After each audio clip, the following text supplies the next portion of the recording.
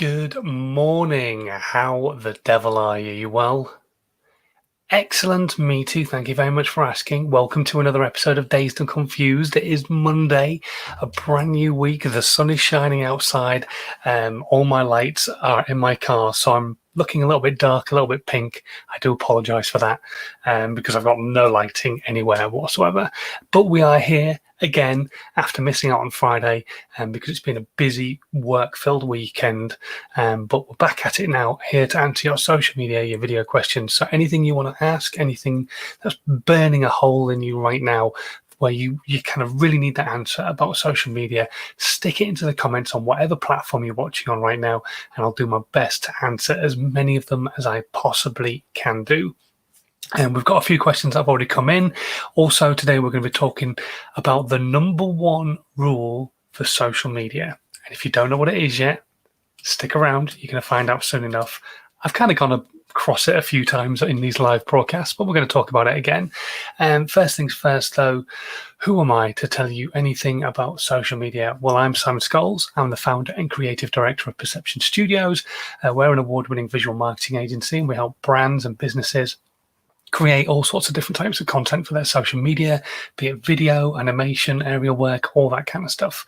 However, also a few years ago, it became very obvious to me that not every brand, not every business necessarily had the budgets in their marketing to have content created consistently for their brand. However, for social media, a lot of it is about consistency and patience and having regular content going out.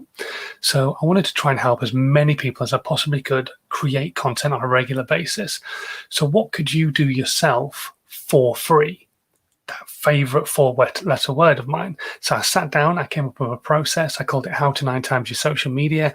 I turned it into a former number one book. It's still available now, and you can download it on the link in the section below from Amazon for like 99p.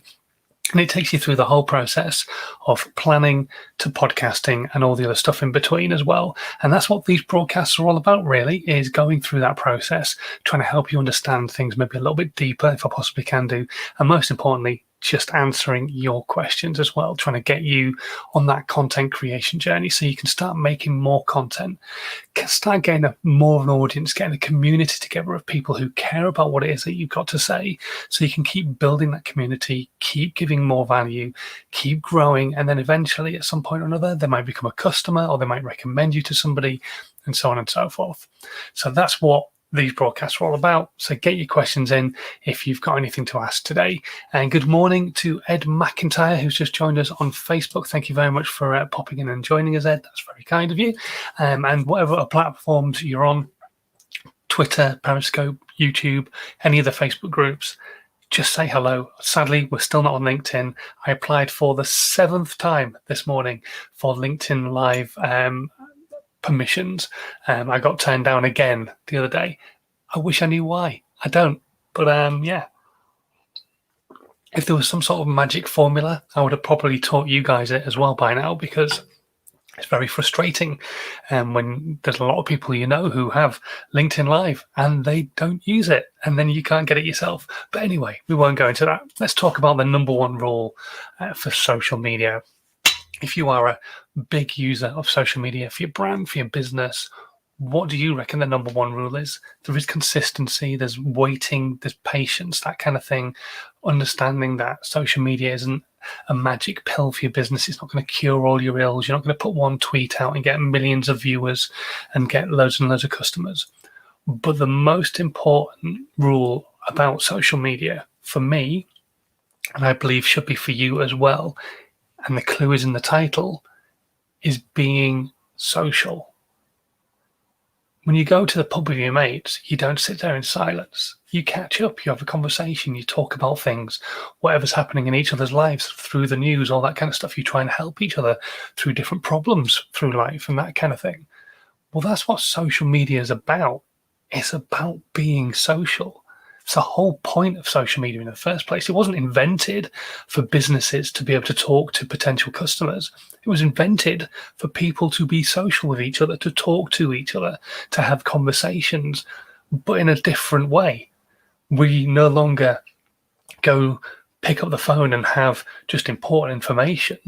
We can go onto our computer and tell our friends that we've just had fish and chips, we probably wouldn't do that on a phone call. We wouldn't pick up the phone and go, "Hey, Steve, how are you doing? Just had fish and chips. Speak to you soon. Bye," and put the phone down again.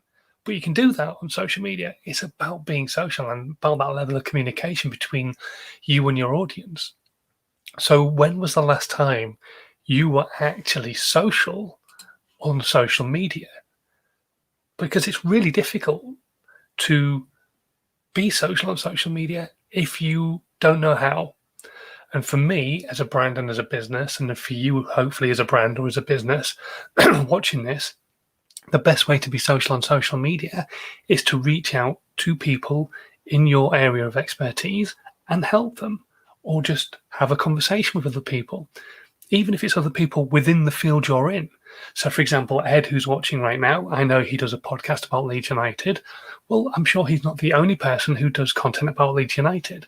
So he can go onto other people's channels talking about Leeds United and just have conversations with people about Leeds United. Not, "Hey guys, how you doing?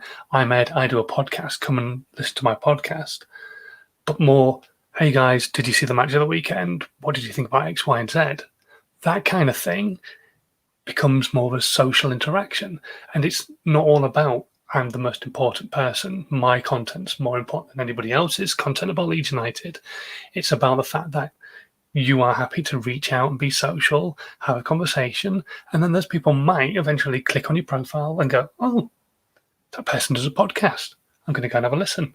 Or, "That person's got some other social media channels. I'm going to go and have a look." So you've got to start thinking about being social on social media. And that's not just, like I say, reaching out to people who are within your industry. It's also searching out those people who need help in your area of expertise. So you're a voice of authority in what you do. All the content you put out is value driven. It's helping people. It's not about selling. So what could you do then? Well, maybe you could go into the search bars on social media. Every single platform has a search function available to it. Type in, for example, if it was me, people struggling with social media or social media help. And then you just go through there and you just have a conversation with a few people, have a chat. Do the same on Instagram. Look at some of the hashtags that people are using. "I can consider myself a social media coach." Okay, social media coach help. Let's see what people are looking for. Just have a chat with a few people on there. Go onto Facebook, do the same thing. Go onto LinkedIn, do the same thing. This might take you an hour, but within that hour, you've potentially had a conversation with 30 other people who are either experts in the field that you're an expert in, or potentially looking for help in the field that you're an expert in. Now, it doesn't mean they're automatically going to come back to you, but they might come back and just go, "Oh, thanks ever so much. I'd not really thought of that," if you've given them some advice. You're not necessarily directing them to your business, to your brand. You're just creating a communication starter. A bit of, almost, for want of a better way of describing it in business, a warm lead. It's a cold call. It's a cold message. You don't know the person. It's like picking up the phone and having a conversation, but everybody hates doing that. So I had to try and find another way of doing the cold call without picking up the phone, because I just hate doing sales. So how could I do it? I could have a cold message, have a conversation started with somebody, and if they come back to me, that's brilliant. We've got a conversation going. And if they don't come back to me, I've got nothing to worry about, because in the rest of that hour, that 1 hour that day, I've got 29 other people who might come back to me. Now, do that over 5 working days. That's 150 people. But we all know social media doesn't switch off on a weekend. So over a full week, there's 210 people potentially that you've sent messages out to who could come back to you and have a bit of a conversation. So you've got to be ready to be social on social media. You've got to be happy that maybe you've got notifications turned on. So when somebody does come back to you, you can respond to them, so that when you go into your social media, like maybe in an evening, you're not inundated with messages. But the whole idea is that you can start having a conversation with people. You can start being social with people, because it's so important to be social on social media. We don't buy anything without an emotional connection to the thing that we want to buy. And if it's a person who's sending that thing, then we need that emotional connection with that person as well. So how are you going to build an emotional connection between you and that potential audience member? Remember, they're not a potential customer. They are potential audience member, a potential member of your tribe, somebody who gives a shit about what it is that you've got to say and will potentially in the future be more than happy to share that content with their audience as well. You're not treating them like a cash cow. You cannot do that. You've got to treat them like a mate, a friend. You wouldn't treat your friends like a cash cow. You wouldn't expect them to buy from you just because you've mentioned it. So you cannot expect other people to buy from you just because you've offered them some help. And they've taken that help and ran with it and used it and it's worked. You cannot expect them to spend money with you. But they may, at some point or another, become a customer, or more likely, they may become a huge fan of your tribe and start posting some of your content to their audience, because that's what you want. You want to grow your audience, because the more people who are consuming what it is that you've got to say, the more potential you have of one of those people becoming a customer. But you can never, ever treat any of them as that potential customer. You've just got to treat them as somebody who's going to consume your content and hopefully become a fan of what it is that you've got to say. But that won't happen unless you are happy to be social as well. It's a real dick move as well. If somebody messages you on Twitter or Instagram or leaves a comment on your YouTube video and you can't be asked to respond to them, and you're like getting 4 or 5 messages, 4 or 5 like comments on a piece of content, that's a real dick move if you can't be bothered to respond to that person, because they've taken their time out to consume your content, to leave you a message. You're not some huge influencer with millions of followers. So get off your ass, pick up your phone and respond to a few people. It's not hard to do. It really isn't. So start being social on social media. If you're going to come off the back end of this content, once this live video finishes, go onto each of your social media channels and see who's messaged you or commented on any of your content recently and respond to them. Go back to them and then start trying to find other people you can have conversations with. Start being social on social media. Okay, rightio. Let's have a look on the questions, see who's here. So Ed has asked a question actually. How can someone stay consistent on social media with inconsistent internet? You kind of answered this question yourself a little bit earlier on, Ed, with your tweet, because Ed's having problems with his internet this morning, and I've had a few issues, as you may well know, with my internet recently.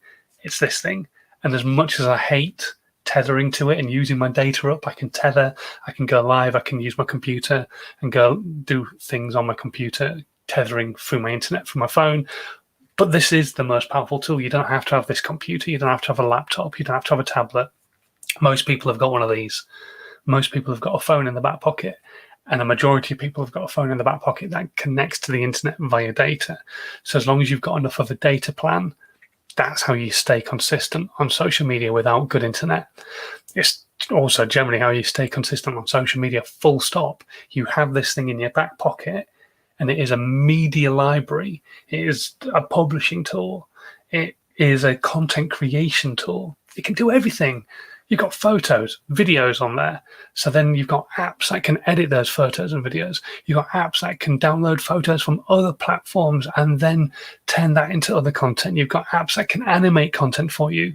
And most of these things will do stuff for free. I mean, some of the apps that I use, for example, I use Photoshop Camera, I use Photoshop Lite as well. I use WordSwag, I use StoryChic, I use Adobe Spark Post, which is a little animation tool. There's loads and loads of free ones available. Headliner, which is a fantastic tool. I love this one, Headliner, and you might like this one as well, Ed, being a podcast creator. It will go to your podcast channel, download the podcast itself as an audio WAV file, and then put that audio WAV file as an image over the top of another photograph. So it could be a photograph of yourself or a photograph of Leeds United in your case, and then the waveform will move. So then you've got a video version of your podcast without you necessarily even having to be on camera if you're not keen on being on camera. So that's a really great app. I love that one. Obviously, then you've got tools like Canva, Lightroom, Loopsy. There's so many free tools available to try and help you create content.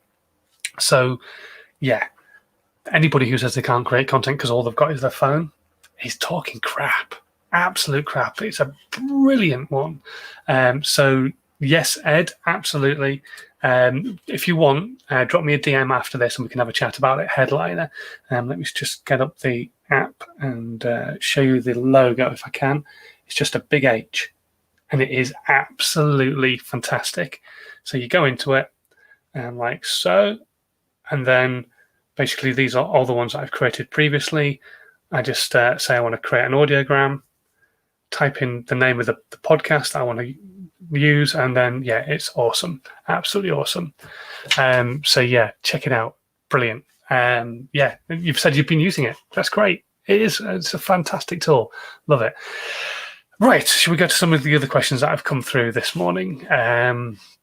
Okay, here's a good one. Dan is asking, how do I convince my boss that we should be using social media for our business? Get him to watch me. There you go. That's probably a good way of getting around it. But you've just got to show him the value. And there is a lot of value to any brand, any business using social media. So many brands I've spoken to in the past, and a lot of businesses, they've had, for want of a better way of putting it, an older management system. Somebody who isn't necessarily going to be using social media on a regular basis, and they forget as a business they need to evolve and move forward because that's what the rest of the competition is going to be doing, for exactly the reason why M&S might potentially be failing right now, because, well, they're not reinventing themselves. If you look at their social media content, their food content is luxurious and just on point, and it just looks brilliant. And yes, there are other things they could do with it, but it looks great.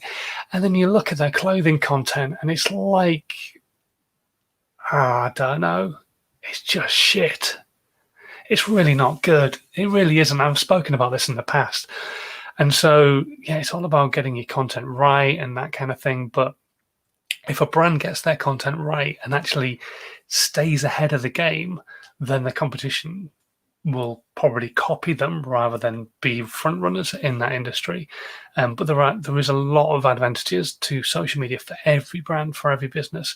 I would dig a little bit deeper, Dan. I would find some of the statistics behind it, like the fact that 80% of all videos, or all searches, on Google very soon will be resulting in a video response to that search. So if somebody's searching for new curtains, then Dunal Milne will have a video that they've potentially paid for to be at the top of the search results that will come up before anybody else's videos.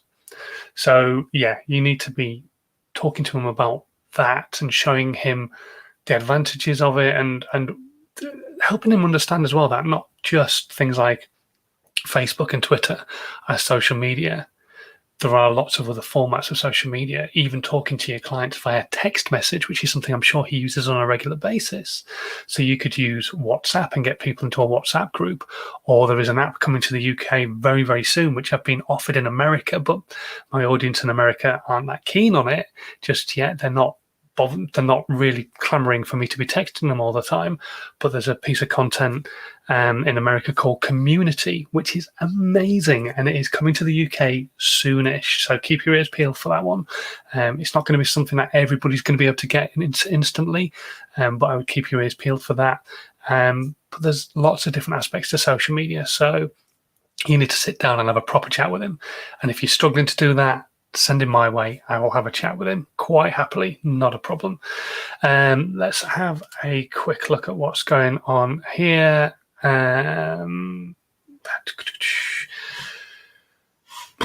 Questions. Right, here we go. Corolla. Okay. What's the best strategy for me as an artist to use on social media when I'm really busy and don't have time to be posting stuff? Okay. Now, you're going to hear a lot of other people poo-pooing scheduling, and I am one of them. I am not a fan of scheduling content. However, there is a time and there is a place for scheduling content, because we don't all have teams who could be posting content for us, or more to the point, teams who could be creating content for us to then post ourselves. Because this is the thing, is a lot of content people out there, and I'm not going to name any names, because I'm a huge fan of their content anyway, and I don't want to diss that person. But they have a huge team behind them. They're making loads and loads of content, and then they will talk about posting content and say, well, I post it all myself, forgetting that one-man bands or smaller businesses don't necessarily maybe have the expertise in-house, so then they have to pay for somebody else to do it, but they don't have the budget to do that, because if they did, they would have that person in-house, because it would probably cost them less than outsourcing it and so on. So they end up not creating that content. So scheduling is not a great thing, don't get me wrong. But if you can find a way of scheduling content for a reason, what kind of content you would schedule, then you're onto a winner. So, for example, some of the clients I've worked with in the past, we've said, right, okay, we'll create all this content. You guys can post it. However, to help you so that you have a regular presence on social media, what we'll do is we'll create some specific content that can be scheduled over and over and over again. So it could be hints and tips, help and advice, all that kind of thing. That doesn't matter if it's coming around once a month. So you could have like 60 tips, 2 a day, and then just mishmash them up a little bit so that they're not constantly seen on the same days at the same times together. And then you end up with that content going out on a regular basis, and it's not going to be such of an issue because it's scheduled and you're not having to worry about putting that content out. So there's always something going out on your channels, even if you have a day where you just don't have time to sit down, for example, take this video, download it, edit it into separate pieces of content, and then post that piece of content as well. We don't all have that team to then, when I finish this live, I just go, hey, Bob, download this for me, make it into some more content, and then send that content to me and I'll post it. We don't all have that luxury. So, yeah, that's what I would say is scheduling is not a bad thing, but schedule the right content. So as an artist, what would you schedule? Maybe case studies, maybe stories about the content that you've created, whatever type of artist it is that you are. If maybe content about specific paint, if you're a painting artist. I don't know what type of artist you are. I'm just kind of trying to guess here a little bit, but find some content that is relatively generic, relatively tip-giving, relatively helping the audience members, but isn't going to be such of an issue if it's coming around on a regular or a semi-regular basis, and create a whole bunch of content like that and then start putting that out. So, for example, there's somebody watching right now whose content I absolutely adore, but he might not have time to necessarily edit all his content. I know he does, but Skinny Jean Gardeners, he could, for example, take his videos that he's been doing on a daily basis, which have been fantastic in an evening, and he could edit all those into smaller pieces of content, do that himself and post those out pieces of content. But he could also have seasonal content that he's already created for spring, summer, autumn, and winter. And those are 60 simple gardening tips for those seasons. And then he could have those on a rotation using something like Buffer or Hootsuite or Later, going around on a regular basis as pieces of content for people to consume when he doesn't always have time to sit down and edit a piece of content because he's also got his job to do. That kind of thing could hopefully help people. So hopefully that helps you, Carola, fingers crossed. So scheduling, it's not a great thing to be doing, and by no means should you be scheduling every single piece of content, but scheduling a specific type of content, some hints and tips, that kind of thing, is not such a bad thing. So you have content going out when you are busy, so then you can still dive in now and again with a quick ad hoc.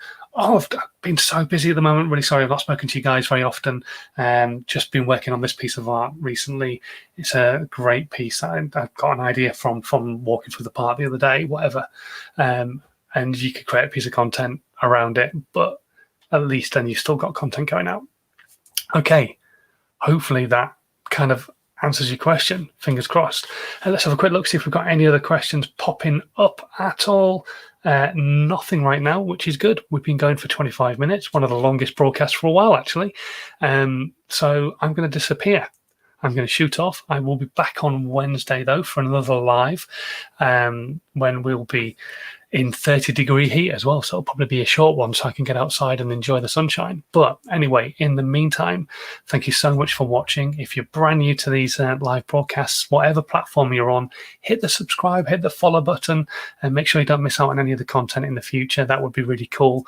Come and join the community. Maybe even share this content with your audience so they can get some value from it. And most importantly, so we can keep growing the community, getting more questions coming in, helping more people out. That would be really cool. Anyway, right, until Wednesday, have a great rest of your Monday. Enjoy that sunshine. Look at that. Overexposure galore because the sun's out. I'm going to remain being quiet and hope that the little one continues to sleep while I do some work. But until Wednesday, stay safe in these crazy times and have a good one. Bye.